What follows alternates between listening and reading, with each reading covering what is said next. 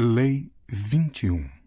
Faça-se de otário para pegar os otários. Pareça mais bobo do que o normal.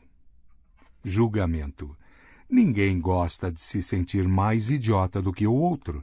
O truque, portanto, é fazer com que suas vítimas se sintam espertas, e não só espertas, mas mais espertas do que você. Uma vez convencidas disso, elas jamais desconfiarão que você possa ter segundas intenções. A lei observada. No inverno de 1872, o financista americano Asbury Harpending estava em Londres quando recebeu um telegrama. Tinham descoberto uma mina de diamantes no oeste americano. O telegrama vinha de uma fonte confiável, William Halston, dono do Banco da Califórnia.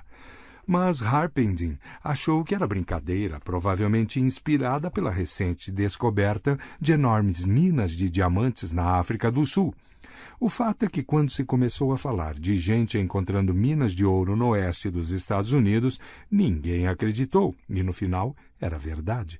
Mas uma mina de diamantes no oeste? Harpending mostrou o telegrama para seu amigo financista, o barão Rothschild, um dos homens mais ricos do mundo, dizendo que deveria ser brincadeira.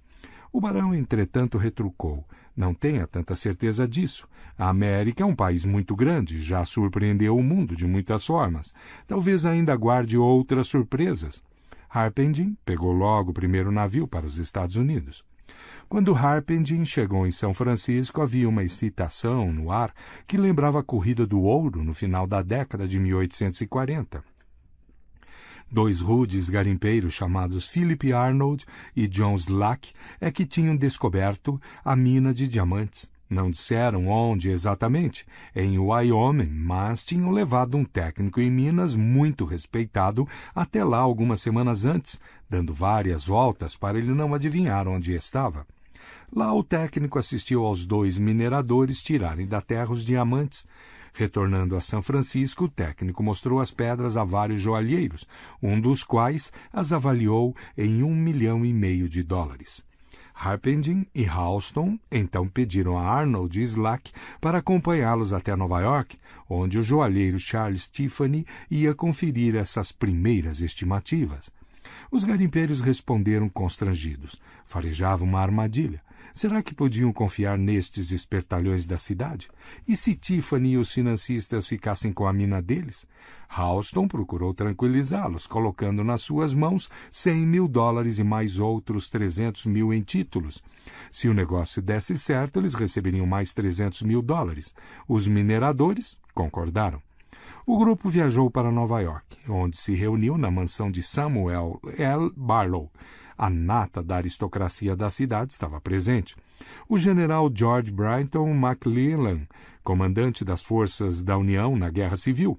O general Benjamin Butler, Horace Greeley, editor do jornal New York Tribune, Harpending, Halston e Tiffany. Só faltavam Slack e Arnold, turistas na cidade. Eles resolveram dar uma volta. Quando Tiffany anunciou que as gemas eram verdadeiras e valiam uma fortuna, os financistas ficaram excitadíssimos. Telegrafaram para Rothschild e outros magnatas para contar sobre a mina de diamantes e convidá-los a participar do investimento. Ao mesmo tempo, disseram aos garimpeiros que queriam fazer mais um teste. Eles faziam questão de escolher um perito para ir com Slack e Arnold até o local e verificar a riqueza da mina. Os garimpeiros concordaram relutantes. Enquanto isso disseram, eles teriam de voltar para São Francisco. As pedras que Tiffany tinha examinado, eles deixaram guardadas com Harpending. Semanas depois, um homem chamado Louis Jennings, o melhor técnico em mineração do país, encontrou-se com os garimpeiros em São Francisco. Jennings era um cético de nascença e estava determinado a conferir se a mina não era uma fraude. Acompanhando Jennings vinha Harpending e vários outros financistas interessados. Como aconteceu com o técnico anterior, os garimpeiros conduziram o grupo por uma série complicada de canyons, deixando-os totalmente confusos sem saber onde estavam. Chegando lá, os financistas viram espantados Jennings cavar o terreno, derrubar cupinzeiros, revirar matações, descobrindo esmeraldas, rubis, safiras e, principalmente, diamantes. A escavação durou 8 dias e, no final, Jennings se convenceu. Disse aos investidores que eram donos das terras mais ricas da história da mineração. Com 100 homens e máquinas adequadas, informou, eu garantiria a retirada de $1 milhão em diamantes por mês. Voltando para São Francisco dias depois, Houston, Harpending e companhia se apressaram a formar uma empresa de investidores privados com um capital de $10 milhões.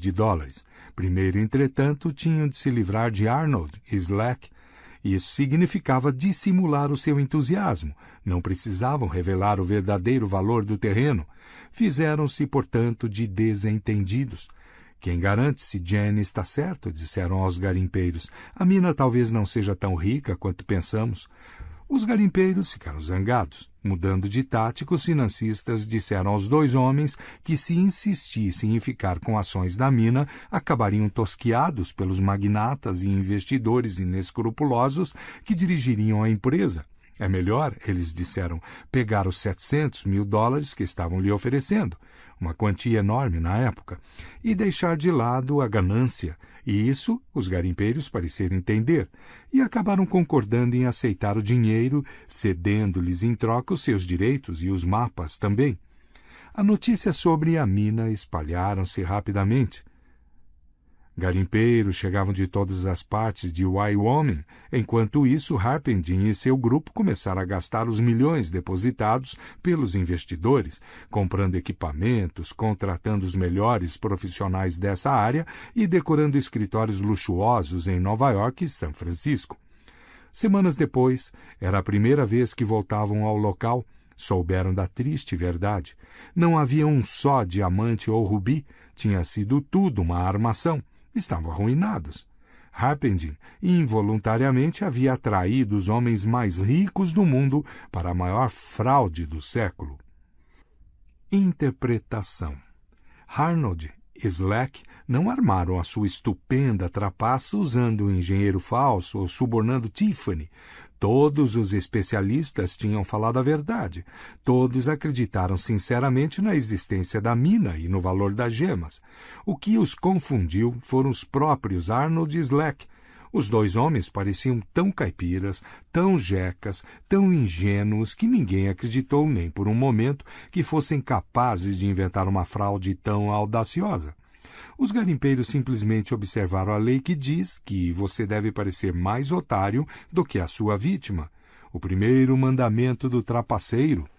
A logística da fraude foi bastante simples. Meses antes de Arnold e Slack anunciarem a descoberta, entre aspas, da mina de diamantes, eles foram comprar na Europa pedras verdadeiras, pelas quais pagaram cerca de $12 mil. Parte do dinheiro economizado no tempo em que garimpavam ouro. Em seguida, salgaram a mina com essas pedras, que o primeiro especialista recolheu e levou para São Francisco. Os joalheiros que as avaliaram, inclusive Tiffany, foram contagiados pela febre e lhes deram um valor exageradamente alto. E aí Houston deu aos garimpeiros $100 mil, como garantia a eles. De Nova York, antes de voltar para São Francisco, foram simplesmente até Amsterdã comprar vários sacos com pedras brutas. Quando salgaram pela segunda vez a mina, havia muito mais gemas para serem encontradas. Mas a fraude funcionou não por causa desses truques, mas porque Arnold e Slack foram perfeitos representando seus papéis. Na viagem a Nova York, onde se misturaram com milionários e magnatas, eles representaram a figura do caipira, de calças e paletós curtos e apertados, e agindo como se não acreditassem em tudo que viam na grande cidade. Ninguém achou que aqueles jecas pudessem estar passando a perna nos financistas mais desonestos e sem escrúpulos da época. E depois que Harpending, Houston e até Rothschild aceitaram a existência da mina, quem duvidasse estaria duvidando da inteligência dos homens de negócios mais bem-sucedidos do mundo. No final, a reputação de Harpending ficou arruinada e ele nunca mais se recuperou. Rothschild aprendeu a lição e não se deixou mais enganar. Slack pegou seu dinheiro e desapareceu de vista, nunca mais foi encontrado. Arnold simplesmente foi para casa, em Kentucky. Afinal de contas, a venda dos seus direitos de mineração tinha sido legal. Os compradores foram bem aconselhados e se a mina se esgotara, o problema não era deles. Arnold usou o dinheiro para ampliar bastante a sua fazenda e abrir o seu próprio banco. As chaves do poder. A sensação de que alguém é mais inteligente do que nós é quase insuportável. Em geral, tentamos justificá-la de várias maneiras. O conhecimento dele é só teoria, enquanto o meu se baseia na realidade. Os pais dela pagaram para ela estudar. Se meus pais tivessem tido tanto dinheiro assim, se eu tivesse sido privilegiado, ele não é tão inteligente quanto pensa. E ela pode conhecer melhor do que eu a sua areiazinha restrita, mas fora disso ela não é nem um pouco esperta. Até Einstein era um idiota quando não se tratava de física. Visto que a ideia de inteligência é tão importante para a vaidade da maioria das pessoas, é importante não insultar ou impugnar jamais, inadvertidamente, o poder do cérebro de uma pessoa. Esse é um pecado imperdoável. Mas se você conseguir tirar vantagem desta regra, ela abrirá para você todas as portas para a fraude. Subliminarmente assegure às pessoas de que elas são mais inteligentes do que você, ou mesmo que você é um tanto bronco e vai conseguir fazer delas o que você quiser. A sensação de superioridade intelectual que você lhes dá afrouxará suas desconfianças. Em 1865, o conselheiro prussiano Otto von Bismarck queria que a Áustria assinasse um determinado tratado. Esse tratado era totalmente a favor da Prússia e contra os interesses da Áustria, e Bismarck teria de lançar mão de estratégias para convencer os austríacos.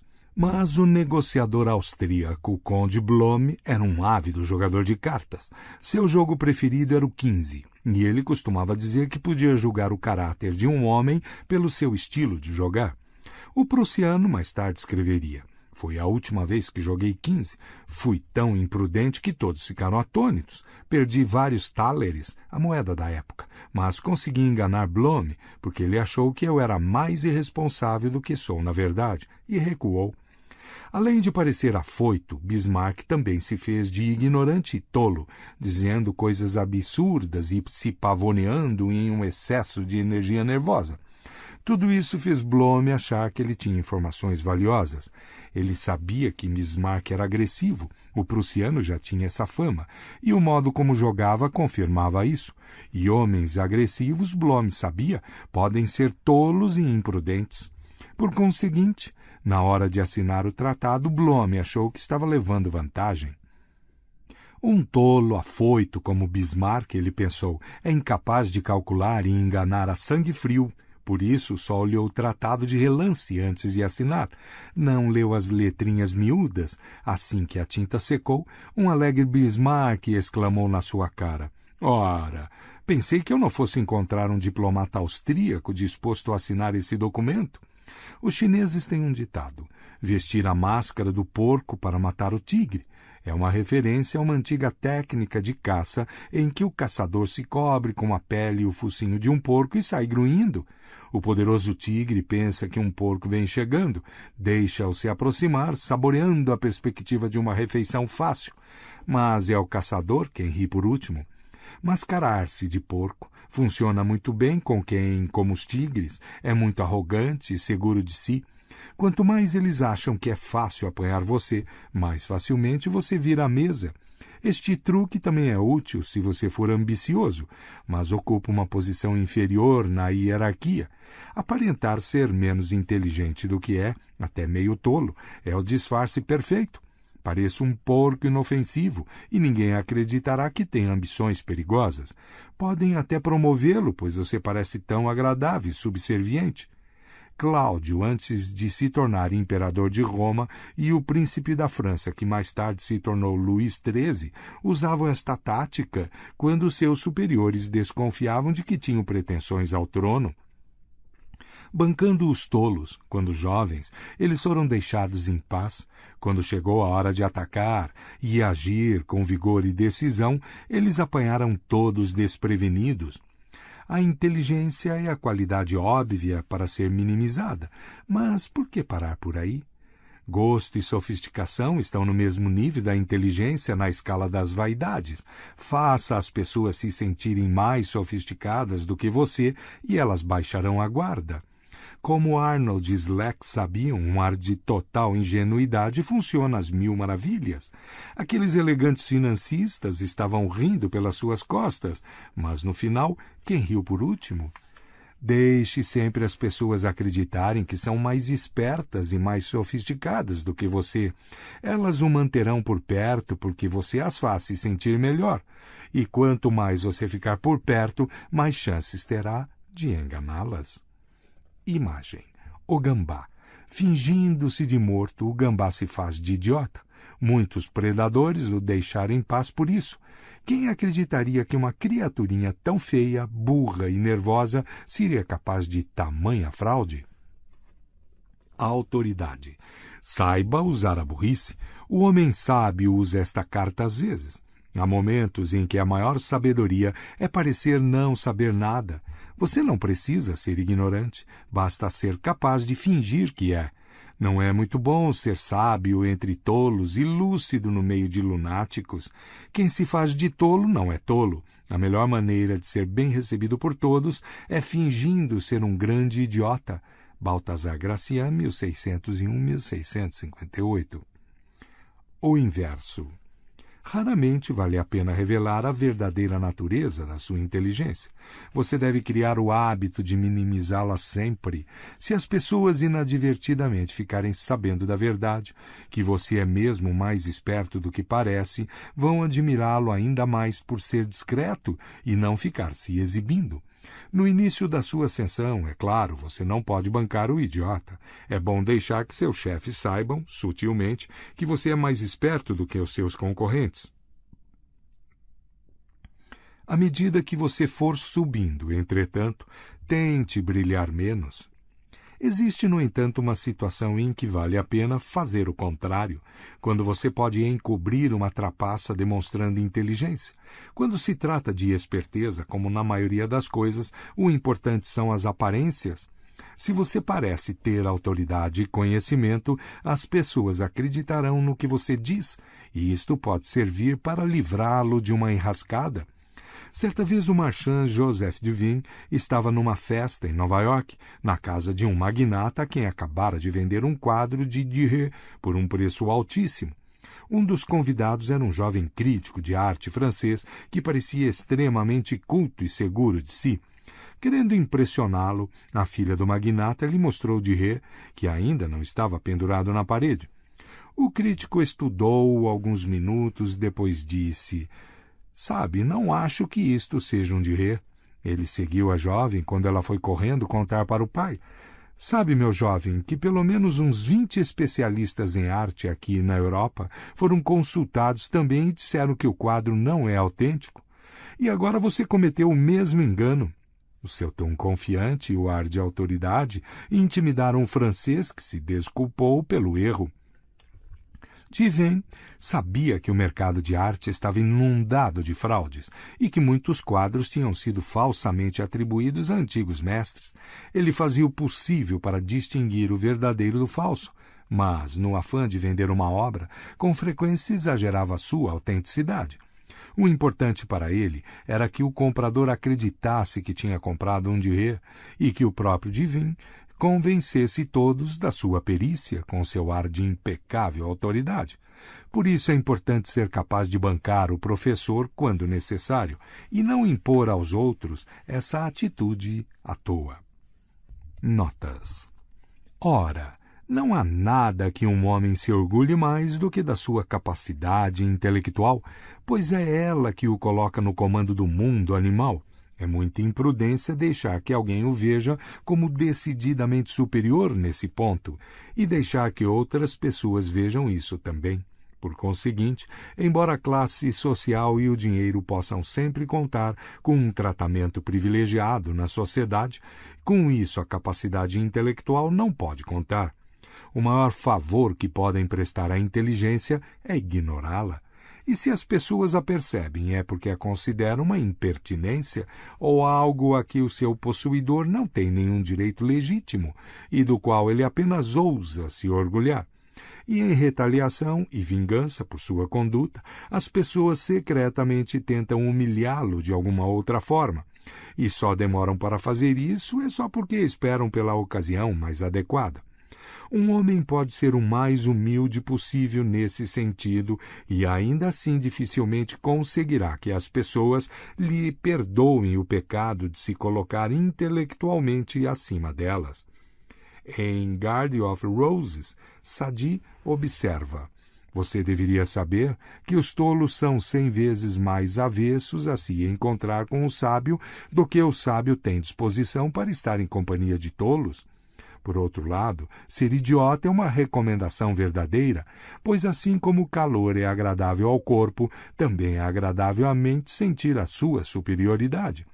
E o homem procura a companhia que vai lhe dar essa sensação tão instintivamente quanto ele se aproxima da lareira ou caminha no sol quando quer se aquecer. Mas isto significa que ele não agradará por sua superioridade, e se um homem quer agradar, deve ser intelectualmente inferior. Arthur Schopenhauer, 1788-1860. Fim de notas. Pasta 22. Lei 22. Use a tática da rendição. Transforme a fraqueza em poder. Julgamento. Se você é o mais fraco, não lute só por uma questão de honra. É preferível se render. Rendendo-se, você tem tempo para se recuperar, tempo para atormentar e irritar o seu conquistador, tempo para esperar que ele perca o seu poder. Não lhe dê a satisfação de lutar e derrotar você. Renda-se antes. Oferecendo a outra face, você o enraivece e desequilibra. Faça da rendição um instrumento de poder. A lei transgredida. A ilha de Melos situa-se estrategicamente no coração do Mediterrâneo.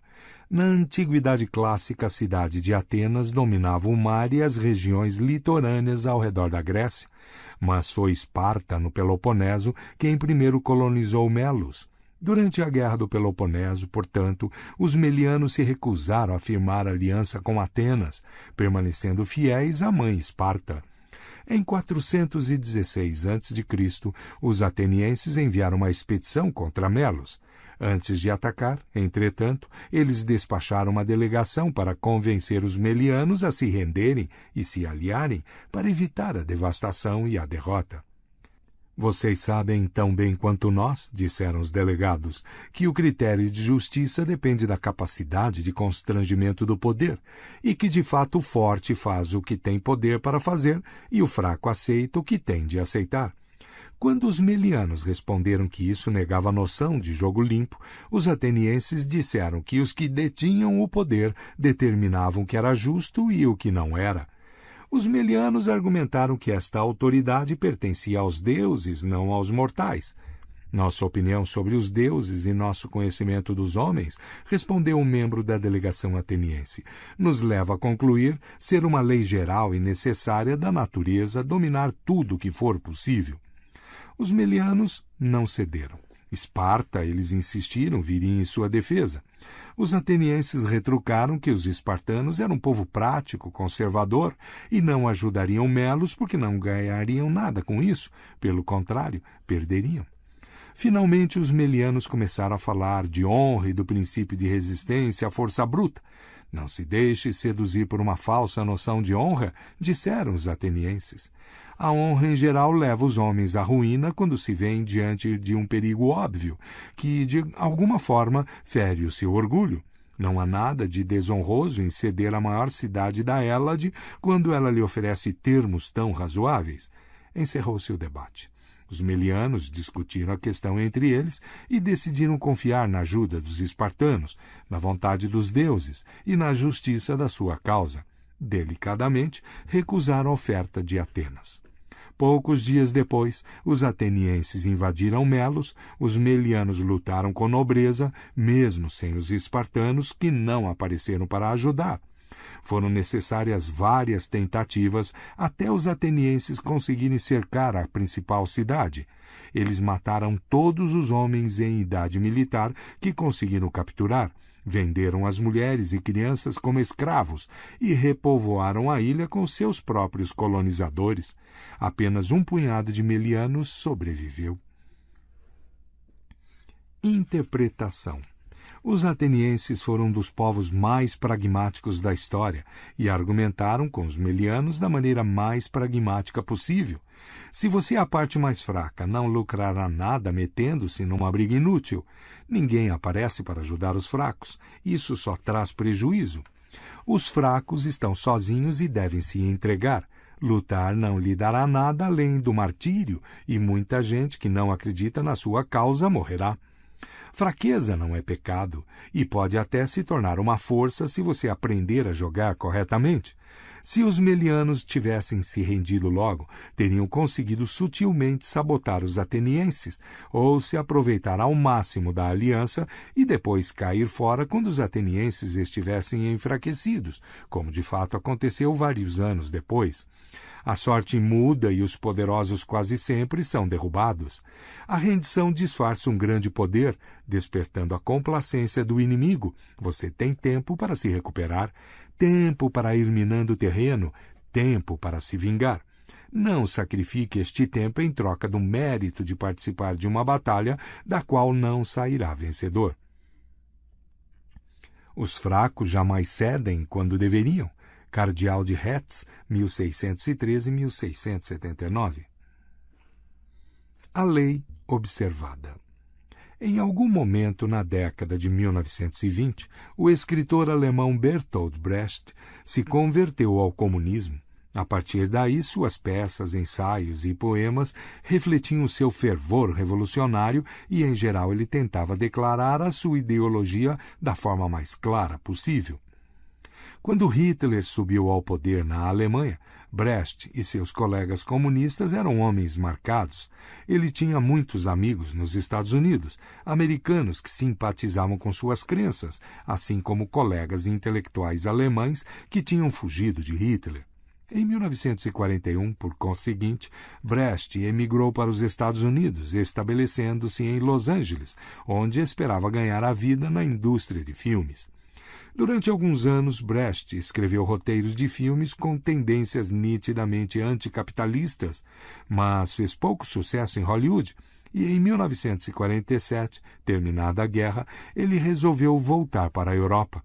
Naquele mesmo ano, entretanto, a Comissão de Atividades Anti-Americanas do Congresso dos Estados Unidos iniciou as suas investigações sobre uma suposta infiltração comunista em Hollywood. Começaram a colher informações sobre Brecht, que tinha tão abertamente defendido o marxismo. E no dia 19 de setembro de 1947, um mês antes da data planejada para deixar os Estados Unidos, ele foi intimado a se apresentar à comissão. Além de Brecht, vários outros roteiristas, produtores e diretores também foram chamados, e o grupo ficou conhecido como os 19 de Hollywood. Antes de ir para Washington, os 19 de Hollywood se reuniram para decidir sobre um plano de ação. A abordagem deveria ser de confronto. Em vez de responder sobre suas filiações ou não ao Partido Comunista, eles leriam declarações preparadas com antecedência, contestando a autoridade da comissão e argumentando que suas atividades eram inconstitucionais. Mesmo que a estratégia significasse serem todos presos, daria publicidade para a causa. Brecht discordou. De que adiantava, perguntou ele, bancar os mártires e conquistar um pouquinho da simpatia do público, se nisso eles perderiam a possibilidade de, futuramente, encenar suas peças e vender seus roteiros? Ele tinha certeza de que todos eram mais inteligentes do que os membros da comissão. Por que se rebaixar ao nível do adversário discutindo com ele? Por que não passar sutilmente a perna no adversário, fingindo se render? Os 19 de Hollywood escutaram o que Brecht tinha a dizer, mas mantiveram seu plano, deixando-o livre para fazer o que quisesse. A comissão finalmente intimou Brecht a comparecer no dia 30 de outubro. Esperavam que ele agisse como os outros do grupo dos 19 de Hollywood, que haviam prestado declarações antes dele, discutir, recusar-se a responder, desafiar o direito da comissão de realizar a sua auditoria e até gritar e vociferar insultos. Mas, para sua surpresa, Brecht foi a própria imagem da sociabilidade. Estava de terno, coisa rara, fumou um charuto, tinha ouvido dizer que o presidente da comissão era apaixonado por charutos, respondeu com educação às perguntas que lhe fizeram e se rendeu à autoridade deles. Ao contrário das outras testemunhas, Brecht respondeu quando lhe perguntaram se pertencia ao Partido Comunista. Não era membro, disse o que era verdade. Alguém da comissão lhe perguntou: "É verdade que o senhor escreveu várias peças revolucionárias?" Brecht tinha escrito muitas peças com claras mensagens comunistas, mas respondeu: "Eu escrevi vários poemas, canções e peças na luta contra Hitler e, é claro, fui contra a derrubada do seu governo." Esta declaração passou incontestada. O inglês de Brecht era mais do que suficiente, mas ele usou um intérprete durante todo o depoimento, tática que lhe permitiu fazer jogos de palavras sutis. Se os membros da comissão viam tendências comunistas em versos das edições inglesas de seus poemas, ele os repetia em alemão para o intérprete, que depois os retraduzia, e, de certa forma, eles surgiam inofensivos. Num determinado momento, um dos participantes da comissão leu em voz alta um dos poemas revolucionários de Brecht, na sua versão inglesa, e perguntou se eram dele. "Não", respondeu. "Eu escrevi um poema em alemão, que é muito diferente disso aí." As respostas evasivas do autor deixaram a comissão frustrada, mas seus modos gentis e a forma como ele reconheceu a autoridade deles impossibilitou que ficassem zangados com ele. Com 1 hora só de interrogatório, a comissão se deu por satisfeita. "Muito obrigado", disse o presidente. "Você é um bom exemplo para as outras testemunhas. Não só o deixaram livre, como ofereceram ajuda caso surgisse algum problema com os funcionários da imigração, que talvez tivessem as suas próprias razões para detê-lo." No dia seguinte, Brecht deixou os Estados Unidos para sempre. Interpretação. A abordagem contestadora dos 19 de Hollywood despertou muita simpatia, e anos depois eles conseguiram, de uma certa forma, se vingar através da opinião pública. Mas foram também para a lista negra e perderam muitos anos preciosos de trabalho lucrativo. Brecht, por outro lado, manifestou seu desagrado diante da comissão de uma forma mais indireta.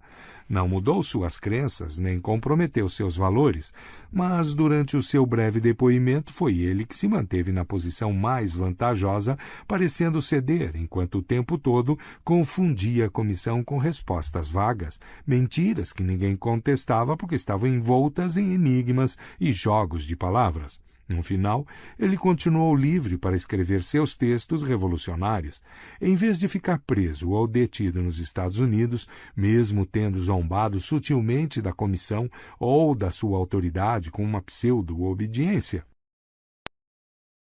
Lembre-se, quem está tentando exibir a sua autoridade ilude-se facilmente com a tática da rendição. Se você se mostra submisso, eles se sentem importantes. Contentes porque estão sendo respeitados, tornam-se alvos mais fáceis para um contra-ataque ou para uma zombaria dissimulada, como fez Brecht. Ao avaliar o seu poder ao longo do tempo, não sacrifica a capacidade de manobra a longo prazo pelas glórias efêmeras do martírio. Quando o grande senhor passa, o camponês sábio se inclina profundamente e peida em silêncio. Provérbio etíope. As chaves do poder. O que nos causa problemas na esfera do poder é quase sempre a nossa própria reação exagerada aos movimentos de nossos inimigos e rivais. Esse exagero cria dificuldades que teríamos evitado se fôssemos mais sensatos. Tem também o efeito ricochete interminável, pois o inimigo vai reagir com o mesmo exagero, como os atenienses fizeram com os melianos.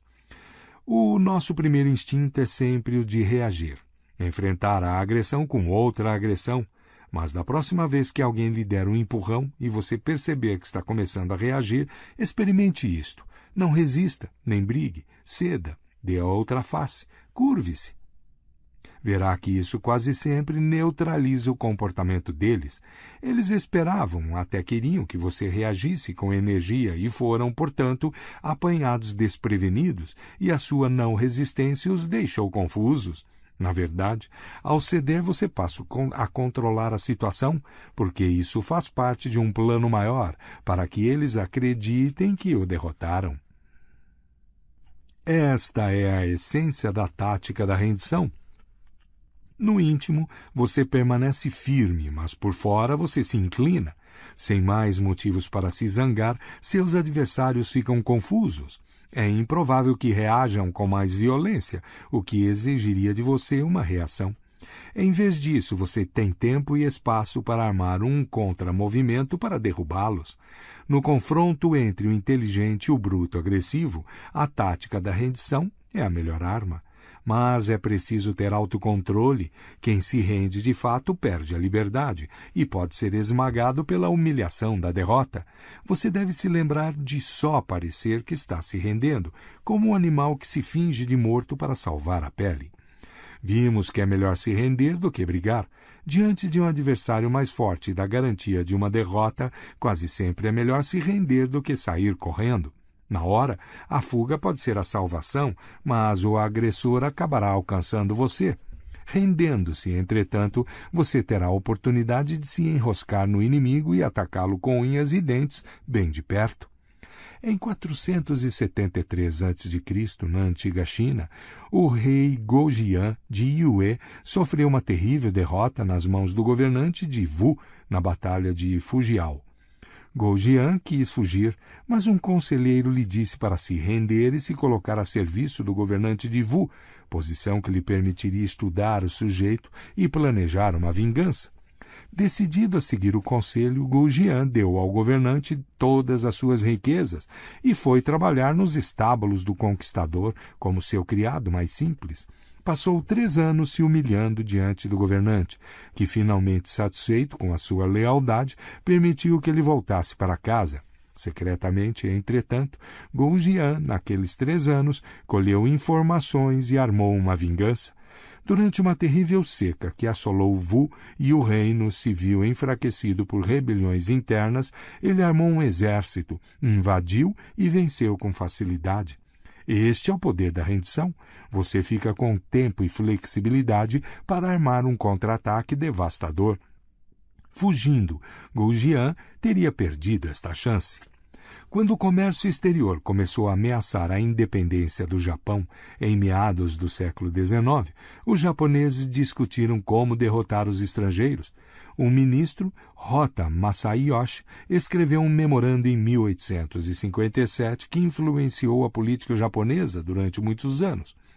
Estou, portanto, convencido de que a nossa política deveria ser fazer alianças cordiais, enviar navios a todos os países estrangeiros e fazer comércio com eles, copiar os estrangeiros naquilo que eles fazem melhor, reparando assim as nossas próprias deficiências e incentivando a nossa força nacional e complementando nossos armamentos e submeter, assim, gradualmente, os estrangeiros à nossa influência até que, no final, todos os países do mundo conheçam as bênçãos da perfeita tranquilidade e a nossa hegemonia seja reconhecida no mundo inteiro.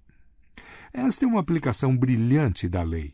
Use a rendição para ter acesso ao inimigo. Aprenda com ele. Insinue-se lentamente. Conforme-se externamente aos seus hábitos, mas no íntimo conserve a sua própria cultura. No fim, você sairá vitorioso, pois enquanto ele o considera fraco e inferior e não toma nenhuma precaução para se defender, você usa este tempo para se recuperar e ficar mais forte do que ele. Esta forma branda e permeável de invasão quase sempre é a melhor, pois o inimigo nenhum motivo tem para reagir, nada para se preparar ou resistir.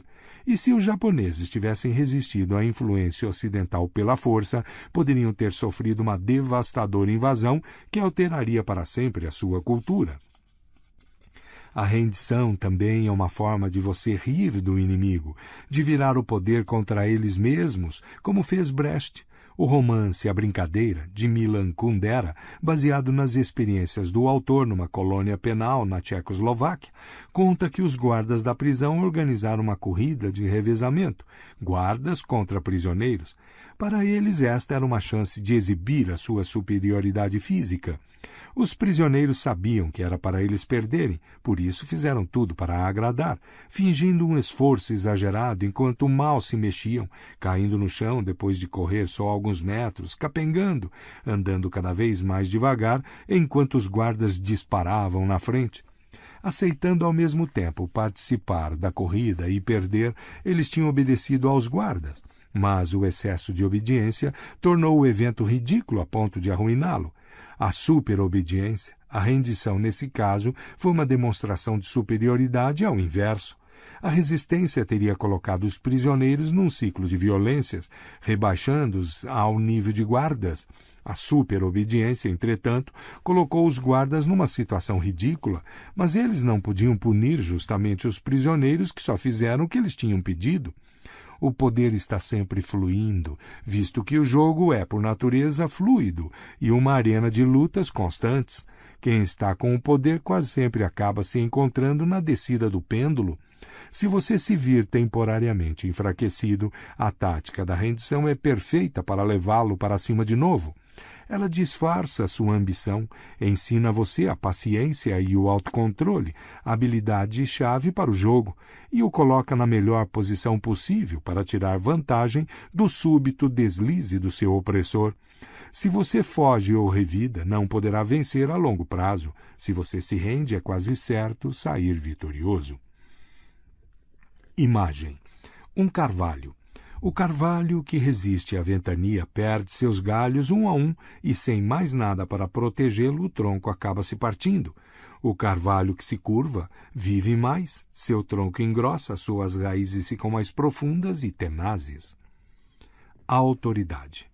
Ouvistes o que foi dito, olho por olho, dente por dente. Eu, porém, vos digo, não resistais ao perverso, mas a qualquer que vos ferir a face direita, voltai-lhe também a outra, e ao que quer demandar convosco e tirar-vos a túnica, deixai-lhe também a capa. Se alguém vos obrigar a andar 1 milha, ide com ele 2. Jesus Cristo em Mateus 5:38-41. O inverso. O objetivo da rendição é salvar a sua pele para quando você puder se firmar novamente. É para evitar o martírio que alguém se rende, mas há momentos em que o inimigo não descansa, e o martírio parece ser a única escapatória. Além do mais, se você estiver disposto a morrer, outros poderão tirar do seu exemplo poder e inspiração. Mas o martírio, o inverso da rendição, é uma tática confusa, pouco precisa e tão violenta quanto a agressão que ele combate. Para cada mártir famoso existem milhares que não inspiraram religiões nem rebeliões, de forma que, se o martírio às vezes confere um certo poder, isso é imprevisível. E o que é mais importante, você não estará por aqui para usufruir desse poder. E existe decididamente algo de egoísmo e arrogância nos mártires, como se achassem que seus seguidores são menos importantes do que a sua própria glória. Quando o poder o abandona, é melhor ignorar esta inversão da lei. Deixe para lá o martírio. O pêndulo acaba oscilando para o seu lado novamente, e você precisa estar vivo para ver isso. Notas. O castanheiro e a figueira. Um homem em cima de uma figueira puxava para si galhos para colher os frutos maduros e, colocando-os na boca, destruí-los com seus dentes duros. O castanheiro, vendo isso, esticou os longos galhos e, num ruflar agitado, exclamou: Ó figueira, como a natureza a deixou menos protegida do que eu, veja como meus frutos doces ficam juntos e apinhados, primeiro revestidos por uma capa macia sobre a qual se estende a casca dura, mas delicada. E não satisfeita com todo esse cuidado, a natureza também nos deu espinhos afiados, para que a mão do homem não nos machuque. Aí a figueira começou a rir e depois disse: Você sabe muito bem que o homem é tão engenhoso que é capaz de privá-lo também dos seus filhos. Mas, no seu caso, ele faz isso com pedras e varas. E quando os frutos caem, ele pisa sobre eles ou bate com as pedras para quebrar sua armadura, enquanto eu sou tocada por suas mãos cuidadosas e nunca, como você vê, com brutalidade. Leonardo da Vinci, 1452-1519. Voltaire vivia exilado em Londres, numa época em que estava no auge ser contra os franceses. Um dia, caminhando pelas ruas, ele se viu cercado por uma multidão irada. Enforquem-no, enforquem o francês, gritavam. Voltaire, calmamente, se dirigiu à turba dizendo o seguinte: Ingleses, desejam me matar porque sou francês. Já não fui punido o suficiente por não ter nascido inglês? A multidão aplaudiu as suas palavras sensatas e o escoltaram de volta aos seus alojamentos. The Little Brown Book of Anecdotes, Clifton Fadiman, edição 1985. Fim de notas. Pasta 23, Lei 23. Concentre as suas forças. Julgamento. Preserve suas forças e sua energia concentrando-se no seu ponto mais forte. Ganha-se mais descobrindo uma mina rica e cavando fundo do que pulando de uma mina rasa para outra.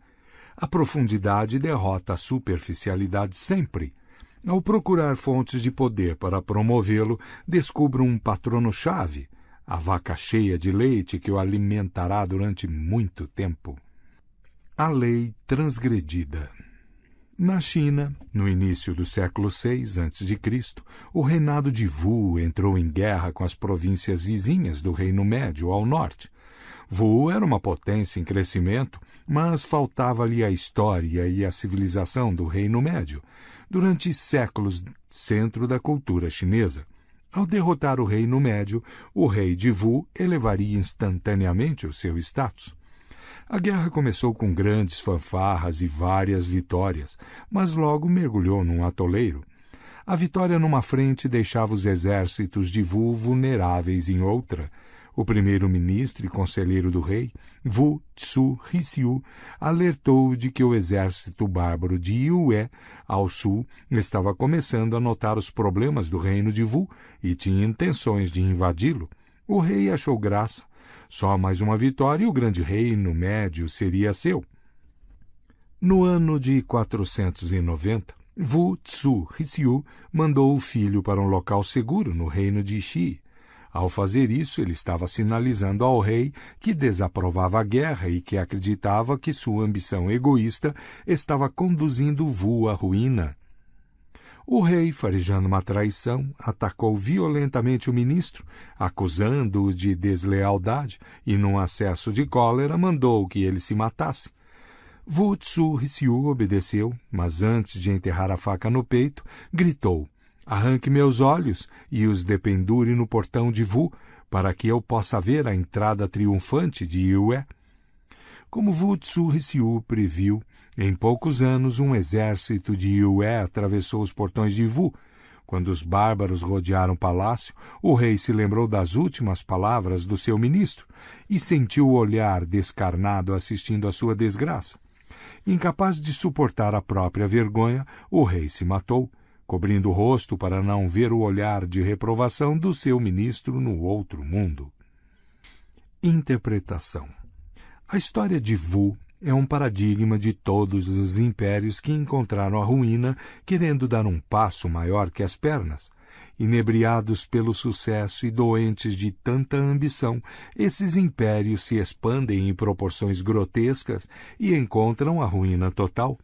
Foi o que aconteceu com a antiga Atenas, que desejou ardentemente a distante ilha da Sicília e acabou perdendo seu império.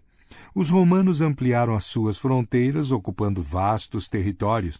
Com isso, tornaram-se mais vulneráveis e aumentaram as chances de invasão de outra tribo bárbara.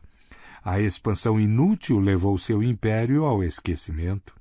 Para os chineses, o destino do reino de Wu serve de lição elementar sobre o que acontece quando você dispersa suas forças em várias frentes, perdendo de vista os perigos distantes em prol do ganho presente. Se não estiver correndo perigo, diz Sun Tzu, não lute. É quase uma lei física. O que cresce desmesuradamente vai entrar em colapso. A mente não deve vagar de um objetivo ao outro ou deixar que o sucesso a distraia de seu senso de propósito e limite. O que se concentra, o que é coerente e está conectado ao seu passado tem poder. O que se dissipa, divide, distende, apodrece e vem ao chão. Quanto mais ele cresce, mais se esborracha. A lei observada. A família de banqueiros Rothschild começou humilde num gueto judeu de Frankfurt, na Alemanha. As rígidas leis da cidade impediam que os judeus se misturassem com quem não fosse do gueto, mas os judeus tinham transformado isso numa virtude, tornaram-se autoconfiantes e faziam questão de preservar sua cultura a qualquer custo. Mayer Amschel, o primeiro dos Rothschild a ficar rico emprestando dinheiro no fim do século XVIII, compreendeu muito bem o poder que advém deste tipo de concentração e coesão. Primeiro, Mayer Amschel se aliou a uma família, os poderosos príncipes de Thurn und Taxis. Em vez de espalhar seus serviços, ele se transformou no principal banqueiro desses príncipes. Segundo, ele não confiava nenhum dos seus negócios a pessoas de fora, usando apenas seus filhos e parentes próximos. Quanto mais unida e entrelaçada a família, mais poderosa ela seria. Não demorou muito e os 5 filhos de Mayer Amschel estavam dirigindo os negócios, e no seu leito de morte, em 1812, Mayer Amschel se recusou a indicar um herdeiro principal, organizando as coisas de forma que todos os filhos continuassem com a tradição da família, permanecendo unidos e resistindo aos perigos da descentralização e da infiltração de estranhos. Assim que os filhos de Mayer Amschel passaram a controlar os negócios da família, concluíram que a chave para a fortuna em grande escala era garantir uma base nas finanças da Europa como um todo, em vez de ficar preso a um país ou príncipe. Dos 5 irmãos, Nathan já estava negociando em Londres. Em 1813, James se mudou para Paris. Amschel continuou em Frankfurt, Salomon se estabeleceu em Viena e Karl, o mais novo, foi para Nápoles. Com todas as esferas de influência cobertas, eles poderiam apertar o cerco aos mercados financeiros europeus. Esta ampla rede, é claro, deixou os Rothschild expostos exatamente àquele perigo sobre o qual o pai lhes alertara: descentralização, divisão, dissensão. Eles evitaram esse perigo e se estabeleceram como a maior potência na política e nas finanças da Europa, recorrendo mais uma vez à estratégia do gueto, excluindo estranhos, concentrando suas forças. Os Rothschild criaram um sistema de courrier mais rápido da Europa, que lhes permitia saber as notícias antes de todos os seus concorrentes. Eles mantinham um monopólio virtual das informações, e suas comunicações e correspondências internas eram escritas no Yiddish de Frankfurt e num código que só os irmãos conseguiam decifrar. Não adiantava roubar informações, ninguém as compreendia. Até os banqueiros mais espertos não conseguem se entender no labirinto dos Rothschild, reconheceu um financista que tentou se infiltrar no clã. Em 1824, James Rothschild decidiu que estava na hora de se casar, e isto era um problema para os Rothschild, visto que significava incorporar um estranho no clã dos Rothschild, uma pessoa de fora que poderia trair seus segredos. James, portanto, resolveu se casar dentro da família e escolheu a filha do seu irmão Salomon. Os irmãos ficaram em êxtase, era a solução perfeita para seus problemas de casamento. A escolha de James tornou-se política familiar. 2 anos depois, Nathan casou a filha com o filho de Salomon. Nos anos seguintes, os 5 irmãos arranjaram 18 casamentos entre seus filhos. 16 foram contraídos entre primos e primeiro grau. Somos como o mecanismo de um relógio. Todas as partes são essenciais, disse o irmão Salomon. Como num relógio, cada peça dos negócios girava com as outras e o funcionamento interno era invisível para o mundo, que só via o movimento dos ponteiros. Enquanto outras famílias ricas e poderosas sofreram reveses irrecuperáveis durante a tumultuada primeira metade do século XIX, os coesos Rothschild não só conseguiram preservar, como expandiram a sua fortuna sem precedentes. Interpretação. Os Rothschild nasceram numa época estranha. Vinham de um lugar que não mudava há séculos, mas viveram numa era que deu origem à Revolução Industrial, à Revolução Francesa e a uma interminável série de rebeliões. Os Rothschild conservaram vivo o passado, resistiram aos modelos de dispersão da sua era e por isso são o símbolo da lei de concentração. Ninguém melhor para representar isso do que James Rothschild, o filho que se estabeleceu em Paris. Ao longo da sua vida, James assistiu à derrota de Napoleão, à restauração da monarquia Bourbon, à monarquia burguesa de Orleans, ao retorno a uma república e, finalmente, à coroação de Napoleão III. Durante todo este tumulto, os estilos e as modas francesas mudavam no ritmo implacável. Sem parecer uma relíquia do passado, James guiava sua família como se o gueto continuasse vivo dentro deles. Ele manteve viva a coesão e a força interior do seu clã. Somente com essa âncora no passado a família foi capaz de prosperar em meio ao caos. A concentração foi a base do poder, da riqueza e da estabilidade dos Rothschild. A melhor estratégia é ser sempre muito forte, primeiro em geral, depois no momento decisivo. Não há lei de estratégia melhor e mais simples do que manter as próprias forças concentradas. Em resumo, o primeiro princípio é: haja com a máxima concentração. Da Guerra, Karl von Clausewitz, 1780-1831. As chaves do poder. O mundo está passando por uma epidemia de divisões cada vez maiores. Dentro de países, grupos políticos, famílias, até indivíduos, estamos todos num estado de total distração e difusão. Mal conseguimos colocar nossas cabeças numa direção e já estamos sendo puxados para centenas de outras. O nível de conflito no mundo moderno está mais alto do que nunca e já nos acostumamos com isso. A solidão é uma forma de nos retirarmos para dentro de nós mesmos, para o passado, para formas mais concentradas de pensamento e ação. Como escreveu Schopenhauer, o intelecto é uma medida de profundidade, não uma medida de superficialidade. Napoleão conhecia o valor de concentrar suas forças no ponto fraco do inimigo. Era o segredo do seu sucesso nos campos de batalha. Mas a sua força de vontade e a sua mente também estavam moldados segundo esta noção. O propósito único, a total concentração na meta e o uso destas qualidades contra pessoas menos concentradas, pessoas distraídas. A flecha acertará sempre o alvo e conquistará o inimigo. Casanova atribuía o seu sucesso na vida à sua capacidade de se concentrar num único objetivo e forçar até ele ceder. Foi a sua capacidade de se entregar totalmente às mulheres que desejava que o tornava tão sedutor. Durante as semanas ou meses em que uma destas mulheres vivia na sua órbita, ele não pensava em mais ninguém. Quando esteve preso nas traiçoeiras passagens do Palácio dos Doges em Veneza, prisão de onde ninguém jamais escapara, ele só pensava na fuga como seu único objetivo. Dia após dia, uma mudança de cela que significou meses e meses de escavações inúteis não o desencorajou. Ele persistiu e acabou fugindo. Sempre acreditei, escreveu ele mais tarde, que se um homem coloca na cabeça que vai fazer uma coisa, e se ele se ocupa exclusivamente disso, acaba conseguindo, por mais difícil que seja. Esse homem se tornará grão-vizir ou papa. Concentre-se numa única meta, uma única tarefa, e insista até conseguir.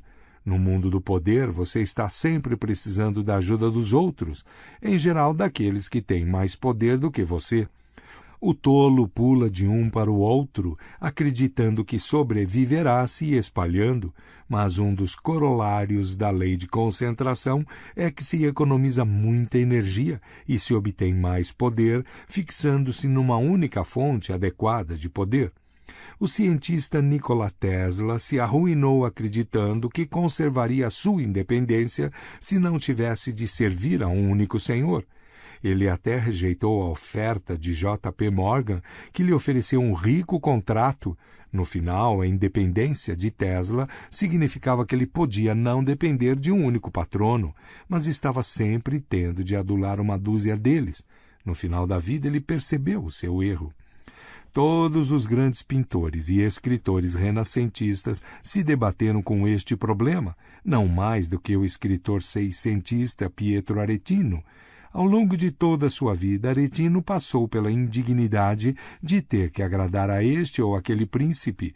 Ele acabou dando um basta e foi cortejar Carlos V, prometendo ao imperador os serviços de sua poderosa pena. Finalmente ele descobriu a liberdade de servir a uma única fonte de poder. Miguel Ângelo descobriu esta liberdade com o Papa Júlio II, Galileu com os Médici. No final, o patrono único aprecia a sua lealdade e passa a depender dos seus serviços. Com o tempo, o senhor serve ao escravo. Finalmente, o poder está sempre concentrado. Em qualquer organização, é inevitável que um pequeno grupo controle tudo, e quase sempre não são aqueles com títulos.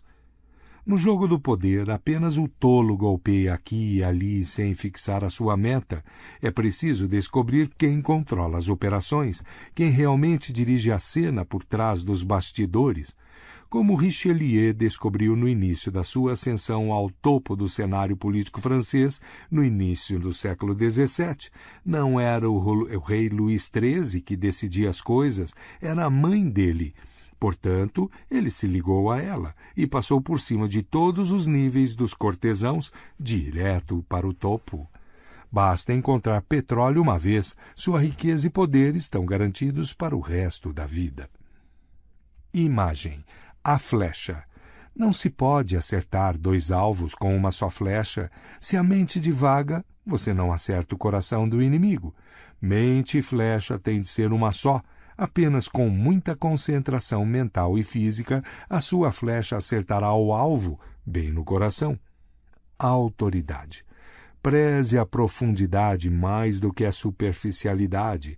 A perfeição está na qualidade, não na quantidade. O superficial não sai da mediocridade, e a desgraça dos homens com interesses amplos e generalizados é que, enquanto desejam comandar tudo, acabam não comandando nada. A profundidade dá fama e equivale ao heroísmo em questões sublimes. Baltazar Gracian, 1601-1658. O inverso. A concentração pode ser perigosa e há momentos em que a dispersão é a tática adequada. Lutando contra os nacionalistas pelo controle da China, Mao Tse-tung e os comunistas fizeram uma guerra de retração em várias frentes, usando como suas principais armas a sabotagem e as emboscadas. A dispersão costuma ser adequada para o lado mais fraco. Ela é, de fato, o princípio crucial das guerrilhas. Ao lutar contra um exército superior, concentrando suas forças, você só se torna um alvo mais fácil. Melhor se dispersar no cenário e frustrar seu inimigo com a intangibilidade da sua presença. Ligar-se a uma única fonte de poder tem um grande perigo. Se a pessoa morre, vai embora ou cai em desgraça, você sofre. Foi o que aconteceu com César Borgia, cujo poder vinha do pai, o Papa Alexandre VI. O Papa é que deu a César exércitos e guerras para travar em seu nome. Quando ele morreu de repente, talvez envenenado, César também estava morto. Tinha feito inimigos demais ao longo dos anos e agora não tinha mais a proteção do pai. Nos casos em que você pode precisar de proteção, portanto, quase sempre é melhor se ligar a várias fontes de poder. E isso é bastante prudente em épocas de grandes tumultos e mudanças violentas, ou quando seus inimigos são numerosos. Quanto mais patronos e senhores você tiver, menor o risco que você corre se um deles perder o poder. Essa dispersão até permitirá que você jogue um contra o outro. Mesmo que você se concentre numa única fonte de poder, continua tendo de ter cautela e se preparar para o dia em que o seu senhor, o patrono, não estiver mais aqui para protegê-lo. Finalmente, exagerar num propósito único pode fazer de você um chato insuportável, especialmente nas artes. O pintor renascentista Paolo Uccello era tão obcecado com a perspectiva que suas pinturas chegam a parecer monótonas e falsas, enquanto Leonardo da Vinci se interessava por tudo: arquitetura, pintura, guerra, escultura, mecânica. A descentralização foi a fonte do seu poder, mas gênios assim são raros. Quanto ao restante de nós, é melhor pender para o lado da profundidade. Notas: o ganso e o cavalo.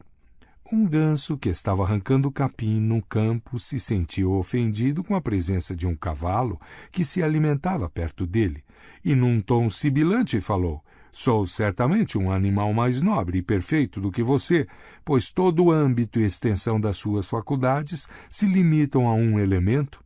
Eu posso pisar no solo, como você. Além disso, tenho asas com as quais posso me alçar aos ares, e quando me apraz, posso nadar em tanques e lagos e me refrescar nas águas frias. Tenho diferentes poderes, como um pássaro, um peixe e um quadrúpede." O cavalo, resfolegando com desdém, retrucou: "É verdade que você habita 3 elementos, mas não faz bela figura em nenhum deles. Você voa de fato, mas o seu voo é tão pesado e deselegante que você não pode se considerar no mesmo nível da cotovia e da andorinha. Você pode nadar na superfície das águas, mas não pode viver nelas como os peixes. Você não pode encontrar comida naquele elemento, nem deslizar suavemente no fundo. E quando você caminha, ou melhor, bamboleia no chão, com seus pés largos, seu pescoço comprido, esticado, assobiando para quem passa, você provoca risos. Eu confesso que fui feito para andar só no chão, como sou gracioso, como meus membros são bem torneados, como todo o meu corpo é bem acabado, como sou forte, como é surpreendente a minha velocidade. Prefiro estar limitado a um elemento e ser admirado por isso, do que ser um ganso em todos os outros." Fables von Boccaccio em Chaucer, Dr. John Aikin, 1747-1822. Cuidado para não dissipar os seus poderes. Lute constantemente para concentrá-los. O gênio pensa que pode fazer tudo o que vê os outros fazerem, mas vai se arrepender de tanto desperdício. Johann von Goethe, 1749-1832. Fim de notas.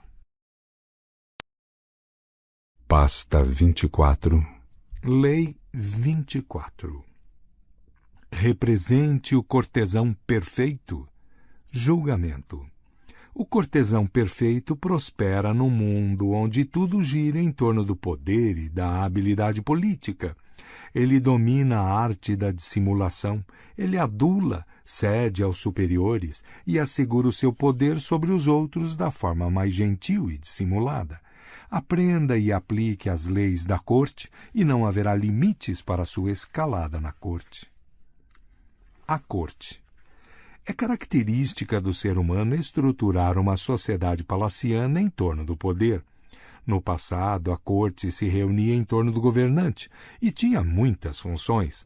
Além de distrair o governante, era uma forma de solidificar a hierarquia de realeza, nobreza e classes superiores, e manter os nobres ao mesmo tempo subordinados e próximos do governante, que assim podia ficar de olho neles. A corte serve ao poder de várias maneiras, principalmente glorificando o governante, proporcionando-lhe um microcosmo que deve se esforçar para agradá-lo.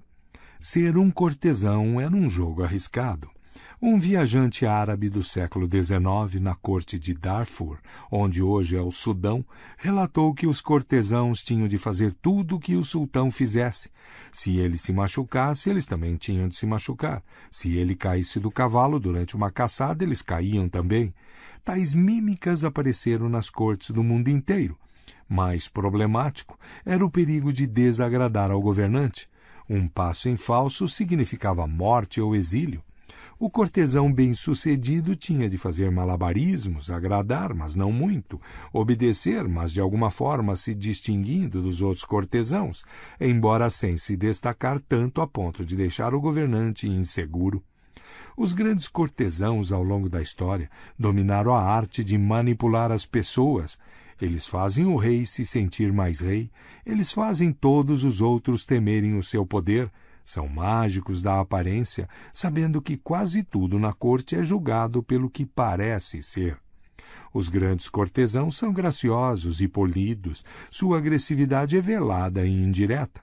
Donos do mundo nunca dizem mais do que o necessário, levando sempre a melhor num elogio ou insulto velado.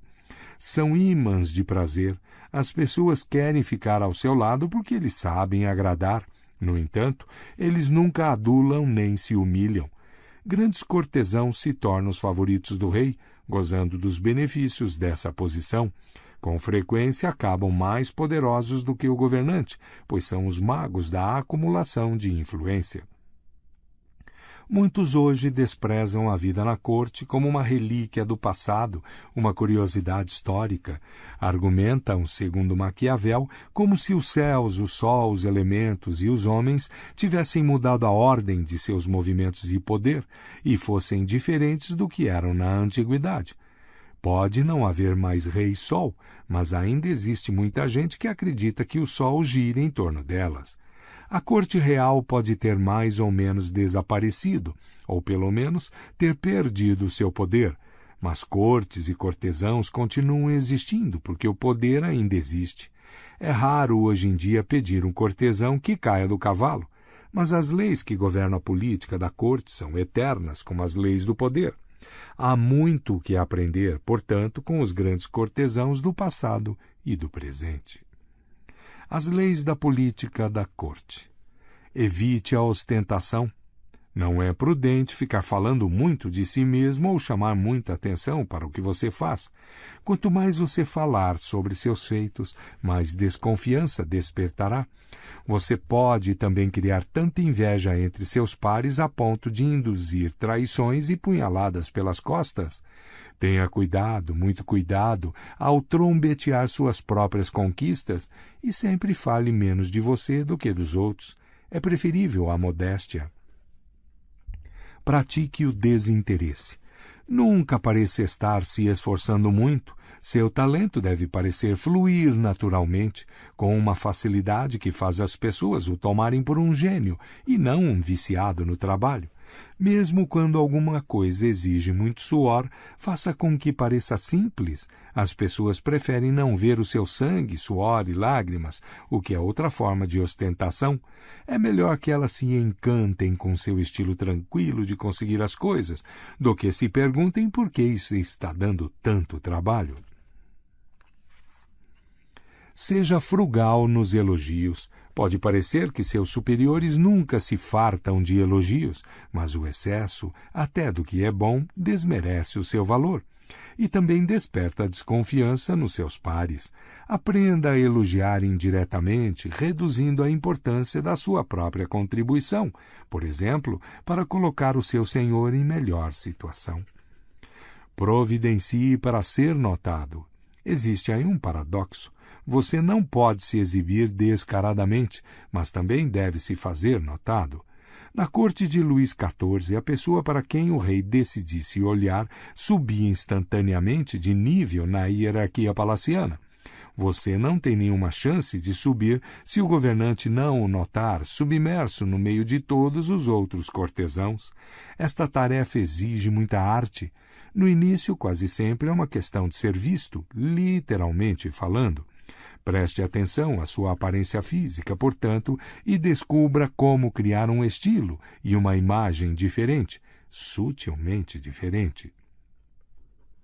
Altere o seu estilo e linguagem de acordo com a pessoa com quem está lidando. A pseudo-crença na igualdade, a ideia de que falar e agir da mesma maneira com todos, não importa o nível deles, faz de você um modelo de pessoa civilizada. É um terrível engano. Quem estiver abaixo de você tomará isso como uma forma de condescendência, o que de fato é. e os que estão acima de você ficarão ofendidos, embora possam não admitir isso. Você deve mudar o seu estilo, a sua maneira de falar, de acordo com cada pessoa. E isto não é mentir, é interpretar. E interpretar é uma arte, não um dom divino. Aprenda essa arte. E isto vale também para a grande variedade de culturas encontradas na corte moderna. Jamais suponha que os seus critérios de comportamento e julgamento são universais. Não só é o auge do barbarismo não conseguir se adaptar a outra cultura, como coloca você em desvantagem. Não seja o portador de más notícias. O rei mata o mensageiro que lhe traz más notícias. É clichê, mas é verdade. Você deve se esforçar e, se necessário, mentir e enganar para garantir que a sina do portador das más notícias caia sobre um colega, jamais sobre você. Leve apenas boas notícias e a sua abordagem alegrará o Senhor.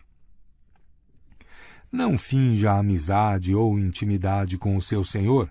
Ele não quer um amigo como subordinado, ele quer um subordinado. Jamais se aproxime dele com um ar à vontade e cordial, ou haja como se fossem muito amigos. Essa prerrogativa é dele. Se ele escolher lidar com você neste nível, adote um ar circunspecto de intimidade, ou então peque pelo excesso e deixe clara a distância entre vocês dois. Não critique diretamente quem está acima de você. Pode parecer óbvio, mas há ocasiões em que uma certa crítica é necessária. Ficar calado ou não dar nenhum conselho vai deixá-lo exposto a outros tipos de risco. Você deve aprender, entretanto, a dar o seu conselho ou fazer a sua crítica da forma mais indireta e polida possível. Pense 2 vezes ou 3 para ter certeza de ter sido suficientemente indireto. Peque pela sutileza e gentileza. Seja frugal ao pedir um favor a quem está em posição superior a você. Nada irrita mais um senhor do que ter de negar um pedido. Isto desperta o seu sentimento de culpa e ressentimento. Peça favores o mais raramente possível e saiba quando parar. Melhor do que se fazer de suplicante é merecer os seus favores, de forma que o governante os conceda de boa vontade. Mais importante, não peça favores em nome de outra pessoa, muito menos de um amigo. Não brinque com o gosto nem com a aparência. O bom humor e a espirituosidade são qualidades essenciais para um bom cortesão, e há momentos em que a vulgaridade é apropriada e interessante. Mas evite qualquer tipo de piada sobre gosto ou aparência, 2 áreas altamente sensíveis, especialmente quando se trata de pessoas acima de você. Nem mesmo tente se não estiverem por perto, vai cavar a sua própria sepultura. Não seja sarcástico, expresse admiração pelo bom trabalho dos outros. Se você constantemente criticar seus iguais ou subordinados, parte dessa crítica vai sobrar para você, acompanhando-o como uma nuvem negra onde quer que você vá. As pessoas vão resmungar a cada novo comentário cético e você as irritará. Ao expressar uma modesta admiração pelas conquistas dos outros, você paradoxalmente chama atenção para as suas. A sua capacidade de se surpreender e parecer sincero é um talento raro e em extinção, mas ainda muito valorizado. Tenha autocrítica. O espelho é uma invenção milagrosa. Sem ele, você cometeria grandes pecados contra a beleza e o decoro. Você também precisa de um espelho para suas ações. Ele pode, às vezes, vir na forma de outras pessoas que lhe dizem o que estão vendo em você, mas esse não é o método mais confiável. O espelho tem de ser você, treinando a sua mente para se ver como os outros o veem. Suas atitudes estão muito obsequiosas, está se esforçando muito para agradar. Parece desesperado por atenção, dando a impressão de estar em declínio. Tem autocrítica e evitará uma montanha de disparates. Controle suas emoções. Como um ator numa grande peça, você deve aprender a chorar e a rir por encomenda e na hora certa. Deve ser capaz tanto de disfarçar sua raiva e frustração, quanto de fingir que está satisfeito e de acordo. Você deve saber controlar a expressão do seu próprio rosto. Pode chamar de mentira, se quiser, mas se preferir não fazer esse jogo e ser sempre honesto e direto, não se queixe quando os outros o chamarem de antipático e arrogante. Entre no espírito da época. Uma leve afetação de uma era passada pode ser um charme, desde que já tenham se passado no mínimo 20 anos.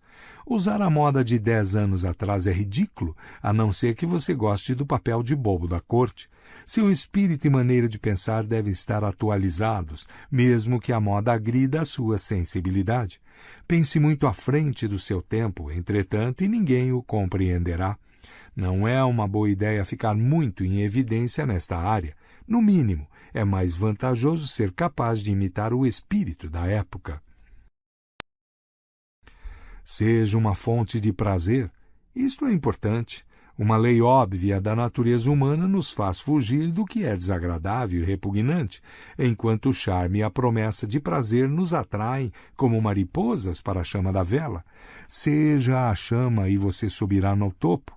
Como a vida é tão cheia de coisas desagradáveis e o prazer é tão raro, você se torna tão indispensável quanto comer e beber. Pode parecer óbvio, mas o óbvio às vezes é ignorado ou desvalorizado. Há graduações nisso. Nem todos podem representar o papel do favorito, pois nem todos foram abençoados com charme e inteligência. Mas todos nós podemos controlar nossas qualidades desagradáveis e obscurecê-las quando necessário.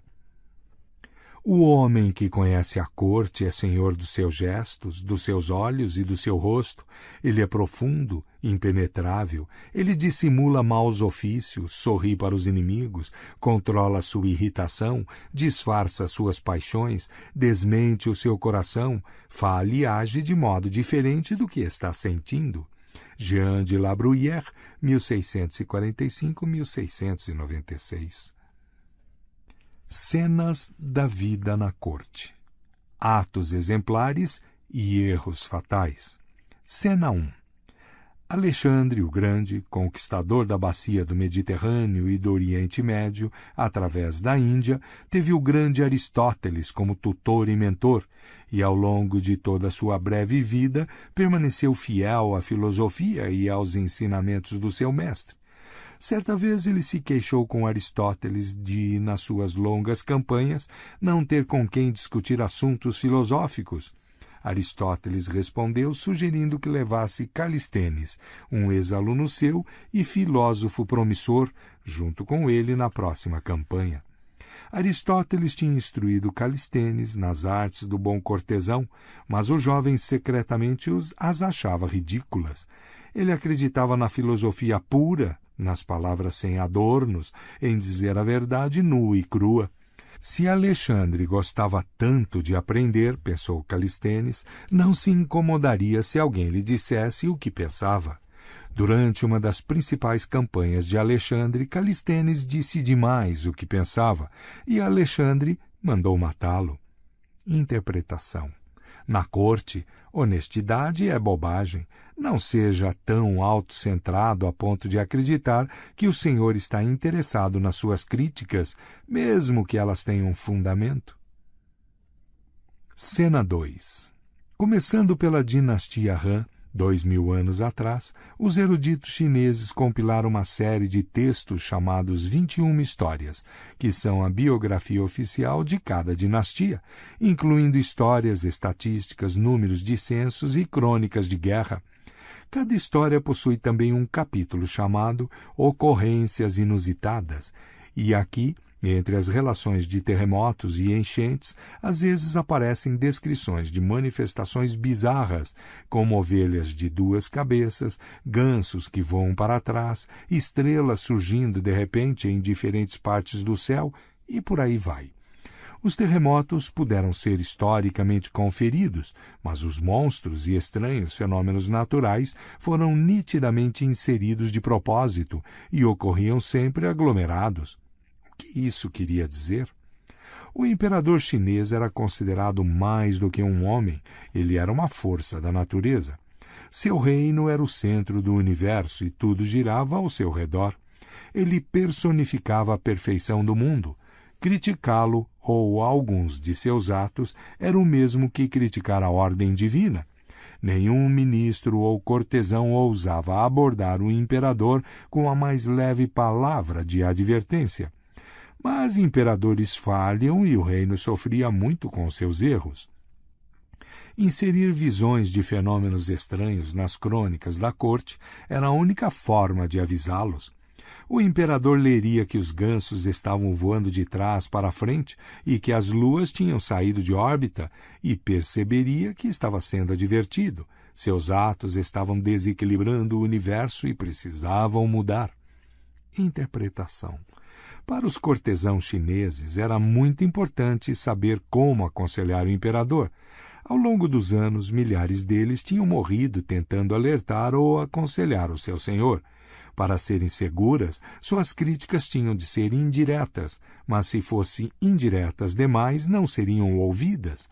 As crônicas foram a solução, sem identificar ninguém como a origem da crítica, tornando o conselho mais impessoal possível, mas informando o imperador sobre a gravidade da situação.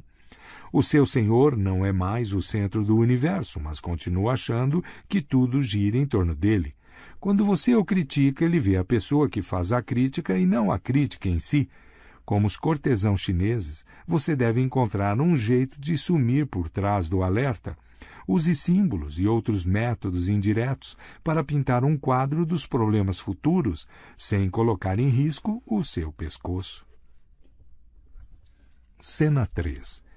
No início da sua carreira, o arquiteto francês Jules Mansart foi chamado para projetar pequenos acréscimos ao Palácio de Versalhes para o rei Luís XIV. Para cada projeto, ele desejava as plantas, certificando-se de estarem de acordo com as instruções de Luís. Depois, ele as apresentava à sua majestade. O cortesão Saint-Simon descreveu a técnica de Mansart para lidar com o rei. A sua habilidade estava em mostrar ao rei plantas nas quais havia alguma imperfeição, quase sempre tratando-se dos jardins, que não eram a especialidade de Mansart. O rei, como Mansart, esperava, ia direto no problema e propunha uma solução, quando Mansart então exclamava para todos ouvirem que ele jamais teria notado o problema que o rei tão magistralmente descobriu e solucionou. Ele explodia em palavras de admiração, confessando que, comparado ao rei, ele não passava de um humilde aluno. Aos 30 anos de idade, tendo usado esses métodos repetidas vezes, Mansart recebeu uma encomenda real de grande prestígio. Embora menos talentoso e experiente do que vários outros desenhistas franceses, ele foi encarregado de ampliar Versalhes. A partir de então, foi o arquiteto do rei. Interpretação. Quando jovem, Mansart tinha visto muitos artesãos reais a serviço de Luís XIV perderem seus postos, não por falta de talento, mas devido a uma mancada social que lhes custou muito caro. Ele não cometeria o mesmo engano. Mansart sempre procurou deixar Luís satisfeito com ele mesmo, sempre procurou alimentar a vaidade do rei da maneira mais pública possível. Não imagine que basta ter habilidade e talento. Na corte, a arte do cortesão é mais importante do que o seu talento. Não gaste tanto tempo estudando a ponto de negligenciar o traquejo social. E o mais importante é fazer o senhor parecer mais talentoso do que os outros. Cena 4. Jean-Baptiste Isabey foi o pintor extra-oficial da corte de Napoleão. Durante o Congresso de Viena, em 1814, quando Napoleão, derrotado, estava preso na ilha de Elba, aqueles que iam decidir o futuro da Europa convidaram Isabey para imortalizar os eventos históricos num quadro épico. Quando Isabey chegou a Viena, Talleyrand, o principal negociador do lado dos franceses, foi visitar o artista. Considerando-se o seu papel no processo, o estadista explicou. Ele esperava ser a figura dominante no quadro. Isabey cordialmente concordou. Dias depois, o Duque de Wellington, principal negociador dos ingleses, também foi procurar Isabey e disse quase a mesma coisa que Talleyrand. O sempre polido Isabey concordou que o grande duque deveria ser o centro das atenções. De volta ao estúdio, Isabey ponderou sobre a questão. Se desse projeção a um dos dois homens, causaria uma ruptura nas relações diplomáticas, criando ressentimentos numa época em que a paz e a concórdia eram fundamentais. Mas, quando o quadro finalmente foi mostrado, tanto Talleyrand como Wellington se sentiram honrados e satisfeitos. A obra retrata um grande saguão repleto de diplomatas e políticos de toda a Europa. De um lado vê-se o Duque de Wellington entrando na sala, e todos os olhos se voltam para ele. É o centro das atenções. No centro propriamente dito do quadro está sentado Talleyrand. Interpretação. Quase sempre é muito difícil satisfazer um senhor, mas contentar dois senhores de uma só vez exige o talento de um grande cortesão. Esses apuros são comuns na vida de um cortesão. Atendendo um, ele desagrada outro. Você deve encontrar um meio de navegar entre Sila e Caríbides com segurança. Os senhores devem receber o que lhes é devido. Jamais, inadvertidamente, desperte o ressentimento de um ao agradar ao outro. Cena 5. George Brummel, também conhecido como Beau Brummel ou Belo Brummel, ficou famoso no final do século XVIII por sua extrema elegância, pela popularização das fivelas nos sapatos, logo imitadas por todos os dandies, e por sua habilidade com as palavras. Sua casa em Londres era o lugar elegante da cidade, e Brummel era a autoridade máxima quando se tratava de moda. Se ele não gostasse dos seus sapatos, você imediatamente se livrava deles e ia comprar logo, seja lá o que fosse que ele estivesse usando. Foi ele quem aperfeiçoou a arte do nó da gravata. Dizem que Lord Byron passava noites na frente do espelho tentando descobrir o segredo da perfeição dos nós de Brummel. Um dos maiores admiradores de Brummel era o príncipe de Gales, que se julgava um jovem elegante. Ligando-se à corte do príncipe e com uma pensão real, Brummel em breve estava tão certo da sua própria autoridade ali que começou a fazer piadas sobre os quilos a mais do príncipe, referindo ao seu anfitrião como Big Ben. Visto que a esbeltez era uma qualidade importante para um dandy, esta era uma crítica mortal.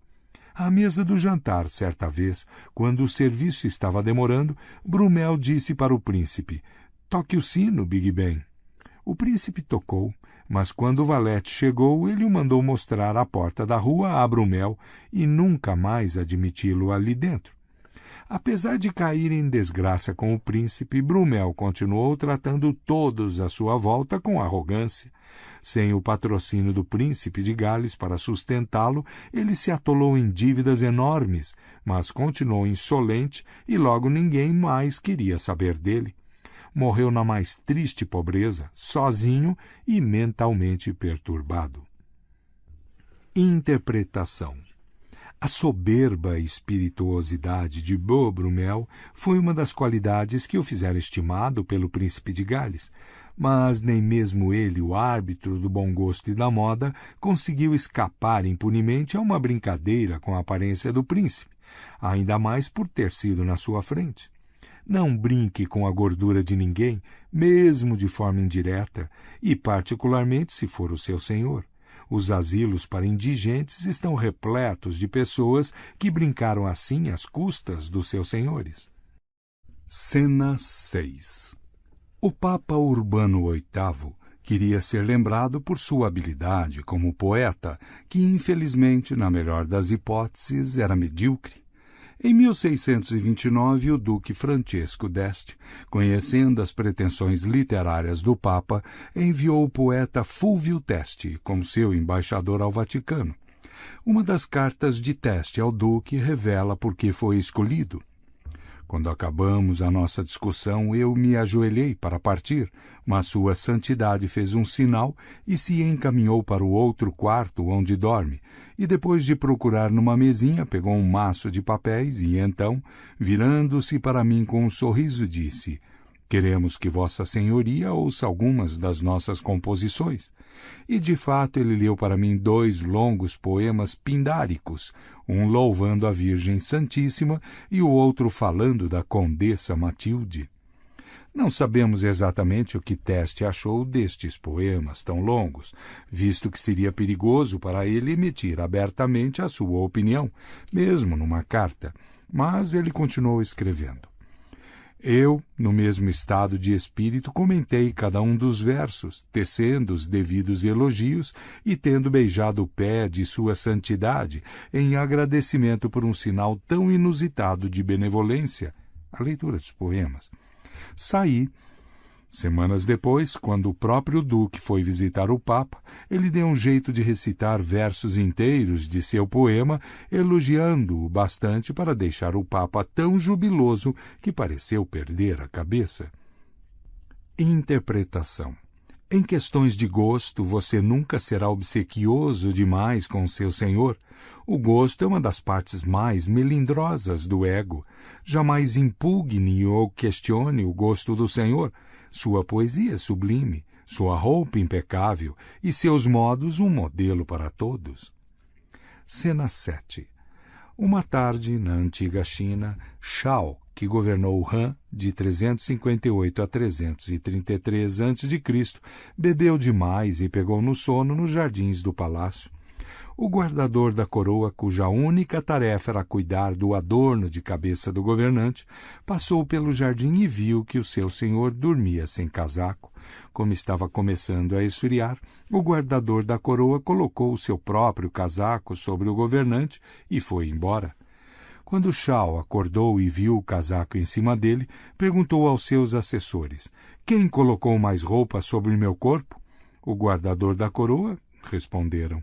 O governante imediatamente mandou chamar o seu guardador de casacos oficial e o puniu por ter negligenciado seus deveres.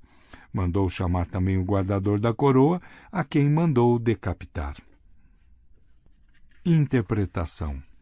Não passe dos seus limites, faça o que lhe mandaram fazer, o melhor possível, e nada mais do que isso.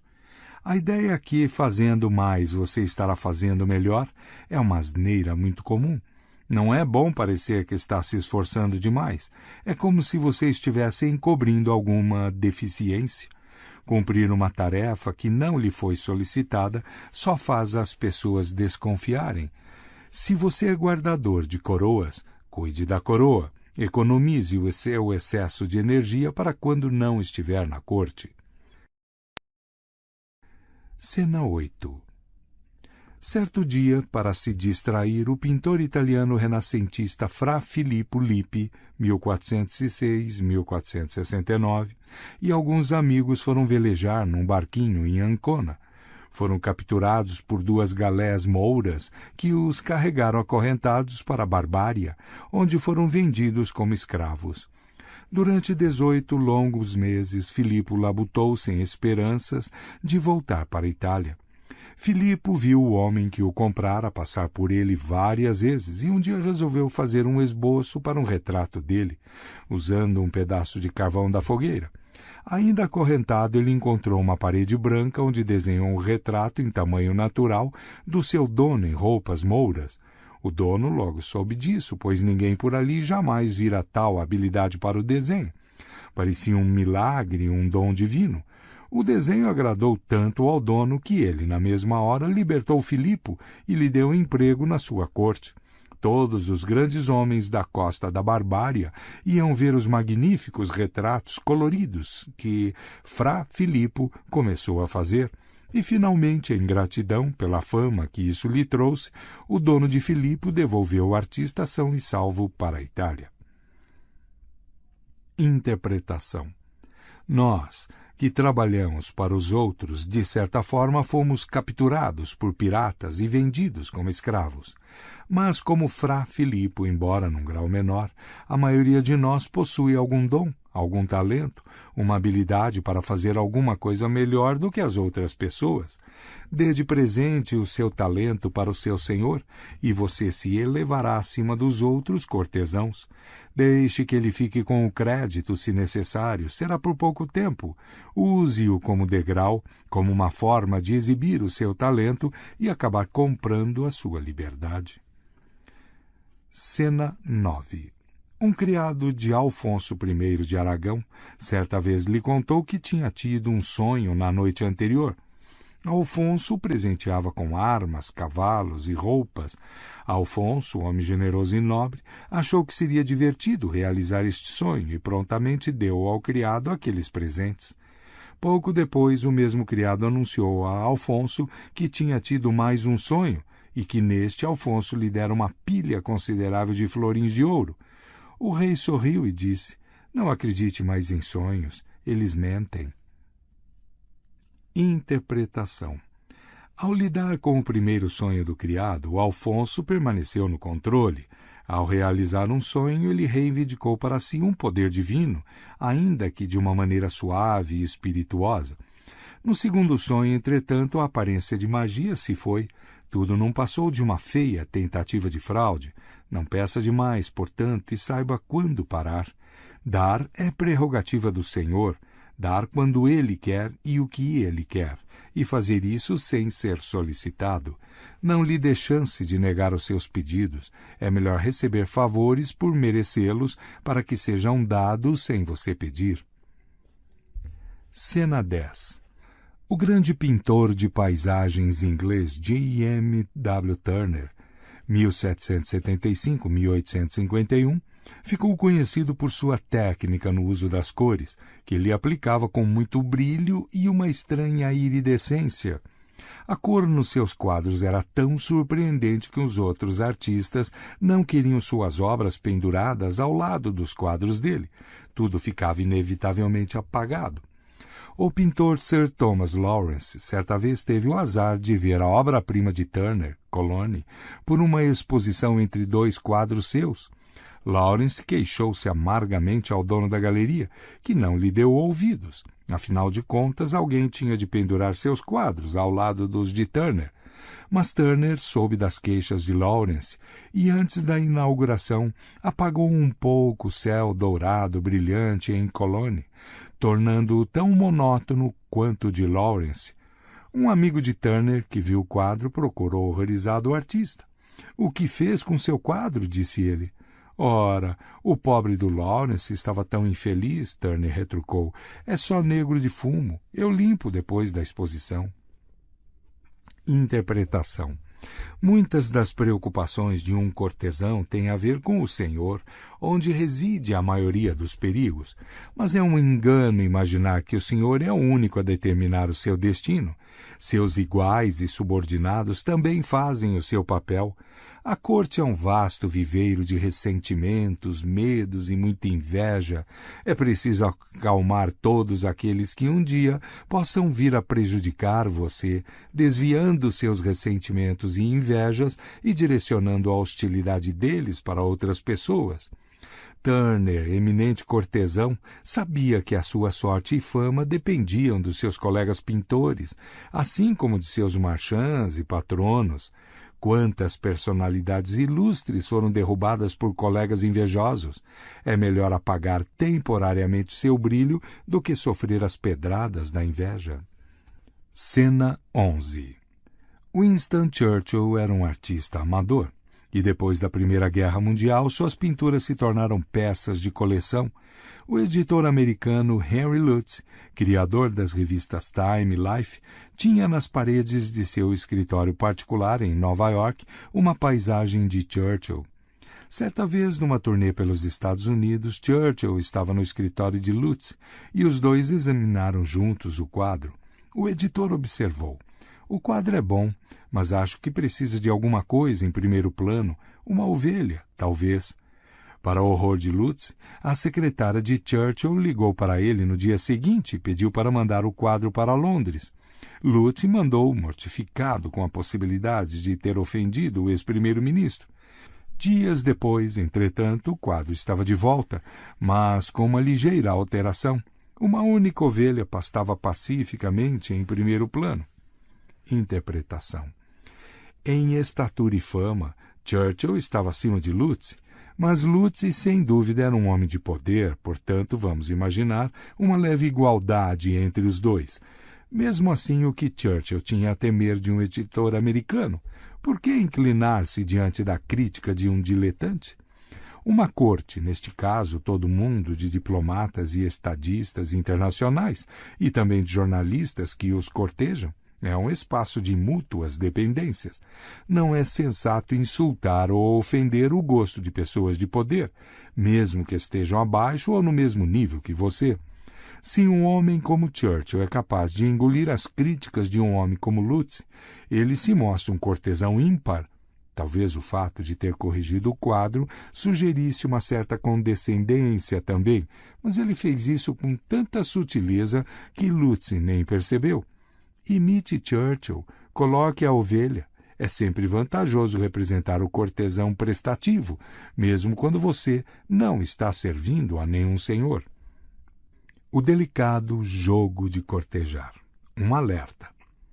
Talleyrand foi um consumado bajulador, especialmente ao servir ao seu senhor Napoleão. Quando os dois estavam começando a se conhecer, Napoleão certa vez disse de passagem: "Vou almoçar na sua casa um dia desses." Talleyrand tinha uma casa em Auteuil, nos subúrbios de Paris. "Ficaria encantado, mon général", retrucou o ministro. "E como minha casa fica próxima de Bois de Boulogne, o senhor poderá se distrair praticando tiro ao alvo à tarde." "Não gosto de atirar", disse Napoleão, "mas gosto muito de caçar. Tem javalis no Bois de Boulogne?" Napoleão vinha da Córcega, onde a caça ao javali é um esporte muito apreciado. Ao perguntar se existiam javalis num parque de Paris, ele se mostrou ainda um homem provinciano, quase um caipira. Talleyrand não riu, entretanto, mas não conseguiu resistir a uma piada sobre o homem que agora era seu superior na política, embora não no sangue e na nobreza, visto que Talleyrand era de uma família aristocrática antiga. À pergunta de Napoleão, portanto, ele respondeu simplesmente: "Poucos, mon général, mas aposto que o senhor dará um jeito de encontrar um." Foi combinado que Napoleão chegaria à casa de Talleyrand no dia seguinte às 7 horas e ficaria a manhã inteira lá. A caça ao javali seria de tarde. Durante toda a manhã o excitado general só fazia perguntar sobre a caça ao javali. Enquanto isso, Talleyrand mandou seus criados, escondidos ao mercado, comprar 2 enormes porcos pretos e levá-los para o parque. Depois do almoço, os caçadores partiram com seus cães para Bois de Boulogne. A um sinal secreto de Talleyrand, os criados soltaram um dos porcos. "Estou vendo um javali." Napoleão girou contente, saltando sobre o cavalo para correr atrás dele. Talleyrand ficou para trás. Meia hora de galope pelo parque e o javali foi finalmente capturado. No momento triunfal, entretanto, Napoleão foi abordado por um dos seus assessores, que sabia que aquela criatura não podia ser um javali e temia que o general caísse em ridículo quando a história se espalhasse. "Senhor", disse ele para Napoleão, "certamente está percebendo que isto não é um javali, e sim um porco." Enfurecido, Napoleão imediatamente saiu a galope para a casa de Talleyrand. No caminho ele percebeu que agora ia ser motivo de muitas piadas e que explodir com Talleyrand só o tornaria ainda mais ridículo. Era melhor demonstrar bom humor. Ainda assim, não escondeu seu desagrado também. Talleyrand achou melhor tentar apaziguar o ego ofendido do general. Disse para Napoleão não voltar logo para Paris. Ele deveria ir caçar novamente no parque. Lá havia muitos coelhos e caçá-los tinha sido um dos passatempos preferidos de Luís XVI. Talleyrand até sugeriu que Napoleão usasse um conjunto de pistolas que tinham pertencido a Luís. Com muito elogio e bajulação, ele conseguiu mais uma vez que Napoleão concordasse em caçar. O grupo saiu para o parque no final da tarde. No caminho, Napoleão disse a Talleyrand: "Não sou Luís XVI e certamente não vou matar nenhum coelho." Mas naquela tarde, por estranho que pareça, o parque estava cheio de coelhos. Napoleão matou uns 50 e seu humor passou da raiva para a satisfação.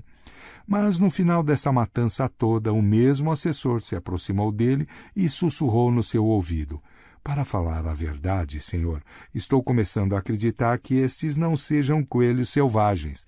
Desconfio que esse tratante Talleyrand nos pregou outra peça." O assessor estava certo. Talleyrand tinha mesmo mandado seus criados novamente ao mercado, onde compraram dezenas de coelhos que depois soltaram no Bois de Boulogne. Napoleão montou imediatamente no seu cavalo e saiu galopando, desta vez direto para Paris. Mais tarde, ele ameaçou Talleyrand, alertando para não contar a ninguém o que tinha acontecido. Se ele se tornasse alvo de piadas em Paris, ia ser um inferno. Levou meses para Napoleão recuperar a confiança em Talleyrand e nunca o perdoou totalmente por essa humilhação. Interpretação. Cortesãos são como mágicos, brincam com as aparências, deixando que as pessoas ao seu redor vejam apenas aquilo que ele quer. Com tanta trapaça e manipulação em jogo, é essencial impedir que as pessoas vejam seus truques e percebam o que você faz com as mãos.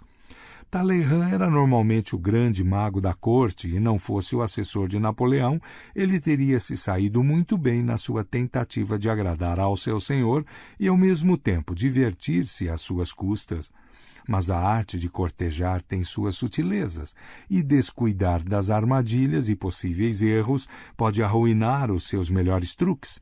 Não se arrisque a ser apanhado nas suas manobras, não deixe que as pessoas vejam seus artifícios. Se isso acontecer, elas passam a vê-lo não mais como um cortesão muito bem educado, mas como um tratante execrável. É um jogo muito delicado. Tenha o máximo cuidado para não deixar pistas e não deixe que o seu senhor o desmascare. Notas. Os dois cães. Barbos, o fiel cão de guarda que serve ao seu senhor com dedicação, vê sua velha amiga Juju, a cadelinha de estimação de pelo encaracolado, sentada na janela sobre uma macia almofada de penas. Sorrateiro, ele se aproxima afetuosamente, como uma criança que procura os pais e chora de emoção. E ali debaixo da janela abana o rabo e saltita: "Que vida você leva agora, Jujutica, desde que o senhor a levou para a sua mansão? Você deve se lembrar, sem dúvida, de como passávamos fome no pátio. Como é seu serviço atualmente?" "Seria um pecado reclamar da minha sorte", responde Jujutica. "Meu senhor me dá toda a atenção possível.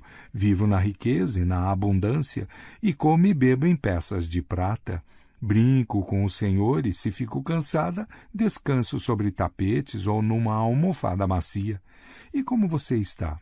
"Eu?", responde Barbos, deixando cair a cauda como um chicote, baixando a cabeça. "Vivo como costumava viver, passo frio e fome, e aqui, enquanto guardo a casa do meu senhor, tenho que dormir encostado no muro e fico encharcado na chuva. E se começo a latir na hora errada, sou chicoteado. Mas como você, Juju, tão pequena e fraca, conseguiu cair nas suas graças enquanto eu me esfolo inutilmente?" "O que você faz?" "O que você faz é uma boa pergunta", respondeu Juju com ar de zombaria. "Eu ando sobre as pernas traseiras." Fábulas. Ivan Krylov, 1768-1844. É sensato ser polido. Por conseguinte, é idiotice ser rude. Criar inimigos com a falta desnecessária e proposital de civilidade é insensatez tão grande quanto tocar fogo na própria casa, porque a polidez é como uma ficha, uma moeda reconhecidamente falsa e com a qual é tolice agir com avareza. O homem de bom senso será generoso ao usá-la. A cera, substância naturalmente dura e quebradiça, pode se tornar macia aplicando-se um pouco de calor, adquirindo a forma que mais lhe agradar. Da mesma maneira, sendo polido e gentil, você pode tornar as pessoas dóceis e servis, mesmo que tendam a ser rabugentas e malevolentes. Portanto, a polidez é para a natureza humana o que o calor é para a cera. Arthur Schopenhauer, 1788-1860.